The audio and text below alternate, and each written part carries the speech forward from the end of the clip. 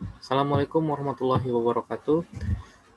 Selamat pagi anak-anak, semoga kalian selalu dalam keadaan sehat walafiat walaupun kondisi luar sana sedang hujan ya, dan tidak menyurutkan semangat kamu untuk belajar di pagi ini.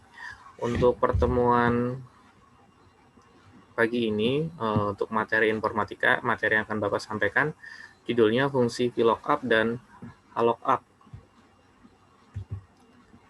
VLOOKUP ini digunakan untuk membaca tabel secara vertikal atau tegak. Bentuk penulisannya sama dengan VLOOKUP, buka kurung, lookup, value, table, array, call, index, 6, buka kurung, range, lookup. Contohnya seperti ini ya, ini ada tabel gaji karyawan, ini tabel perbandingan, ini nama, ada Dina, Susi, Lukman, Hasan, ini kodenya ya, 2, 1, 3, 4. Kode ini untuk tabel perbandingan ini ya. Kemudian lulusan gaji. Contoh nih Dina, kodenya 2. Berarti nanti lulusan Dina itu lulusannya sebagai sarjana. Gajinya 1 juta. Nah, untuk mencari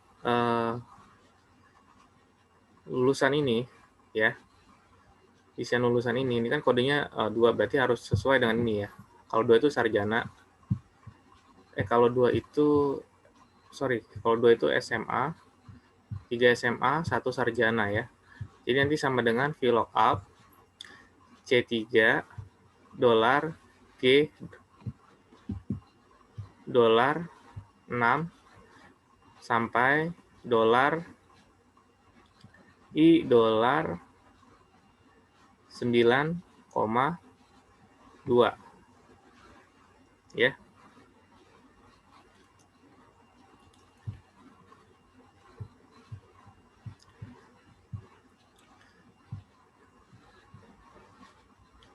Jadi nanti kenapa ini dolar G dolar 6 sampai dolar I G dolar 9, ini karena data yang kita ambil yang ini ya, yang ini kita ambil. Kemudian koma 2 ini untuk mencari isian kolom lulusan ya. Kan ini ada di kolom kedua, ini kolom ketiga, ini kolom pertama ya. Berarti nanti kalau untuk gaji dia pakainya koma 3 ya. Kalau untuk gaji nanti kalau sudah dapat nih yang pertama, kamu tinggal tarik ke bawah aja seperti biasa. Ini juga sama ya, tinggal tarik ke bawah. Kita mulai dengan C3 karena kan data yang pertama diambil dari yang pertama ya, nih dari Dina. Dina kan ada di kolom C kan, C sel 3, berarti C3 nih ya, Dina.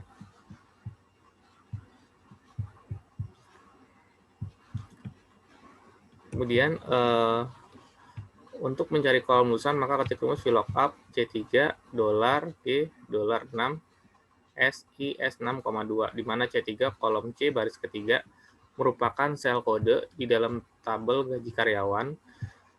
Kemudian data yang ada dalam tabel perbandingan harus diblok atau ditandai agar data dapat terbaca di dalam tabel gaji karyawan.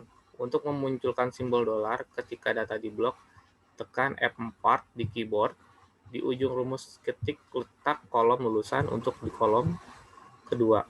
Untuk mencari kolom gaji, ketik rumus VLOOKUP C3, dolar G dolar 6 sampai I dolar 9,3 yang tadi Bapak bilang ya, karena dia untuk gaji ada di kolom ketiga. Maka caranya sama seperti di atas, namun beda adalah di ujung rumusnya. Ketik letak kolom gaji kolom ketiga nih. Yang membedakan ini aja. Ya, kalau misalnya dicari di kolom pertama berarti ini koma 1, kalau di kolom kedua ini koma 2, kalau misalnya di kolom ketiga ini koma 3 ya. Kemudian HLOOKUP. Fungsi HLOOKUP ini digunakan untuk membaca tabel secara horizontal atau mendatar. Bentuk penulisannya sama dengan HLOOKUP, kurung lookup, value, table, array, call, index, num, kurung range, lookup. Contoh nih lookup, ini ada kode ya. Kemudian ini jabatan, ini gaji. Berarti kalau lookup kan kita untuk membaca tabel secara horizontal, berarti kita nanti ngambilnya seperti ini, horizontal semua nih. Secara horizontal ngambilnya kan. Ini tabel perbandingan, ini yang akan kita isi ya. Berarti nanti lookup B4, karena ada di kolom B4 ya. Dolar F dolar 12 sampai dolar J dolar 14,2.